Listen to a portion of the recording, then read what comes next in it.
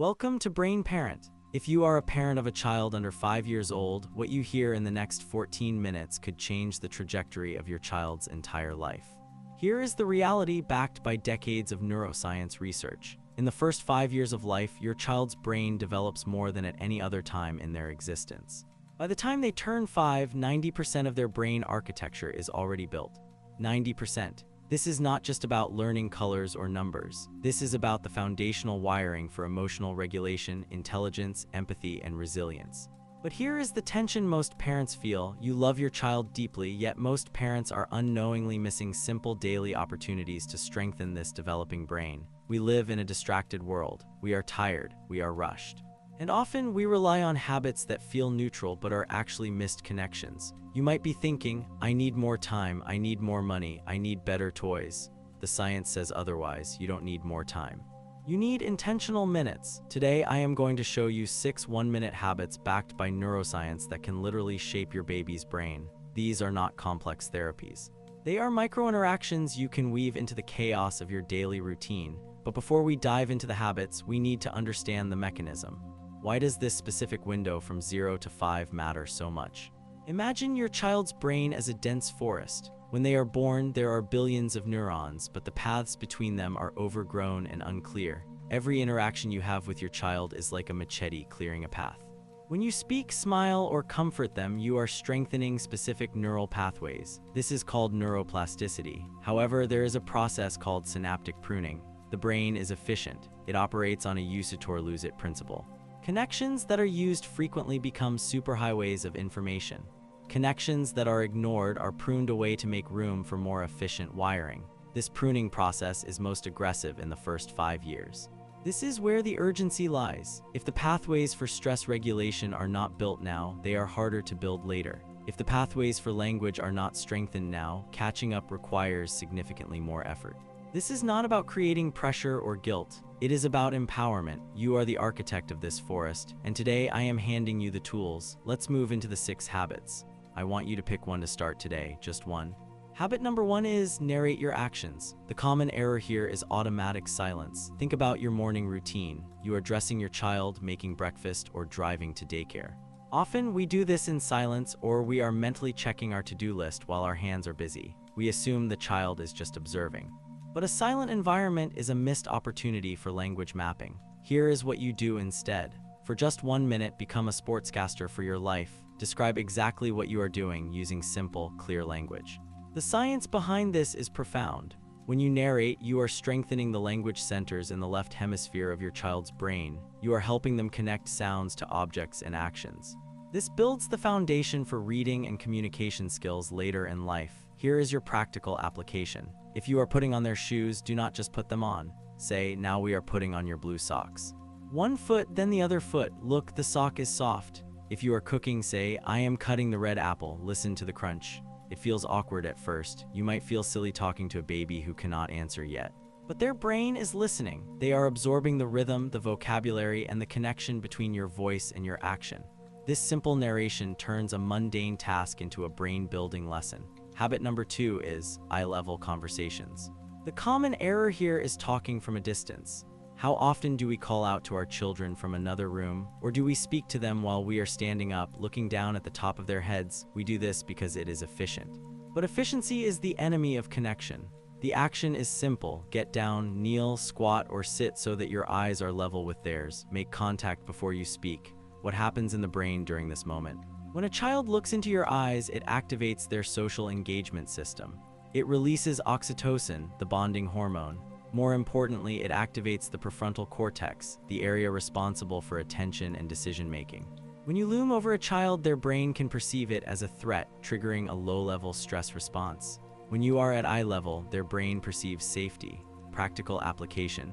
The next time your toddler shows you a toy, do not glance at it from the couch. Put your phone down, get on the floor, look them in the eye and say, you built a tall tower. I see you are using the blue block. That 10-second investment signals to their brain, I am safe, I am seen, I am important. This builds the secure attachment that forms the basis of their self-esteem. Habit number 3, slow down transitions. The error here is abrupt changes. We are often in a hurry. Come on, let's go, stop playing, it's bath time.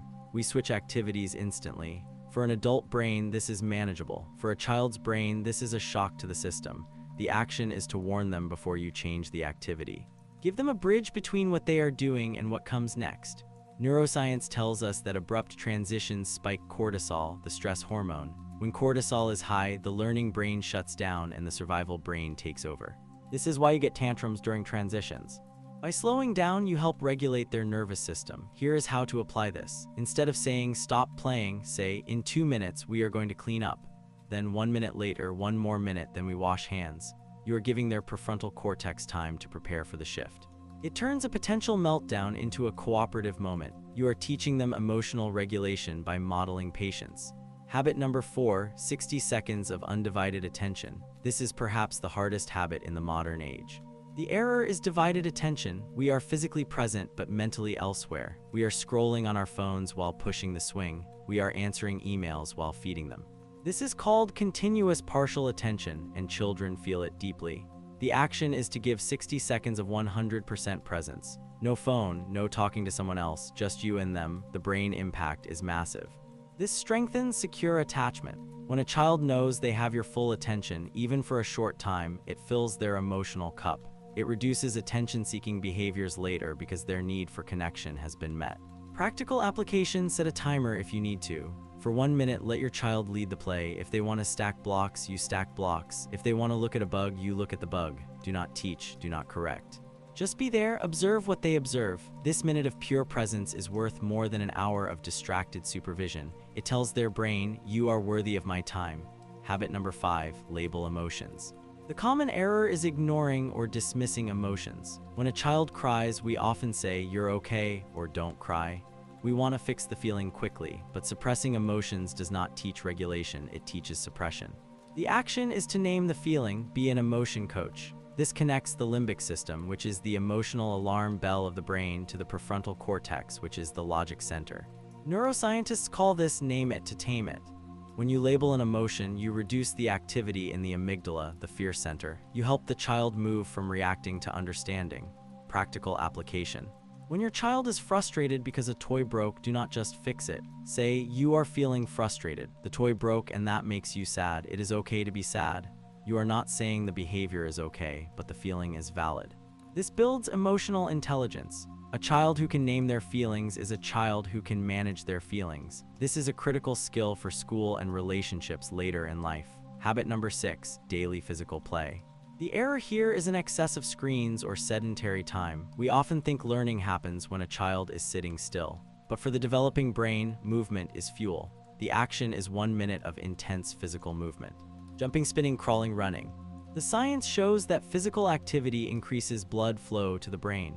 It stimulates the production of BDNF, which stands for brain-derived neurotrophic factor. Think of BDNF as fertilizer for your child's neurons. It helps new connections grow. Physical play also develops the cerebellum, which is linked not just to movement, but to focus and executive function. Practical application: you do not need a gym. Put on a song and dance wildly for 1 minute. Have a jumping contest. Play floor is lava. Make them laugh and move. This resets their attention span and primes their brain for learning. If you are struggling with a difficult toddler, often the solution is not more talking, it is more movement. Let's pause and breathe. I know what you might be thinking. This sounds great, but I am exhausted. I cannot be perfect at all of these. And that is exactly the point. Perfection is not the goal. Connection is the goal. You do not need to do all 6 habits every single hour. That is impossible. The brain does not need perfection. It needs consistency. If you miss a moment, there is another one coming in 5 minutes. The concept of rupture and repair is vital. If you lose your patience, if you yell, if you miss the connection, repair it. Get back to eye level. Say, "I was frustrated earlier. I am sorry. I love you." That repair process actually strengthens the brain's resilience more than if the mistake never happened. We are living in a critical window. The years from 0 to 5 are not just a waiting room for real school. This is the construction phase. The foundation you pour now determines how high the building can go later. Think about the next 50 years of your child's life. Their ability to handle stress, their capacity to love, their curiosity to learn, it is all being wired right now in these ordinary moments. You don't need more time. You need intentional minutes. You have the science, you have the habits. The only variable left is you. If your child is under 5, I urge you to subscribe to Brain Parent. We are building a community of parents who choose science over myths and connection over convenience. The next 5 years shape the next 50. Do not let them pass by on autopilot. Start today, pick one habit.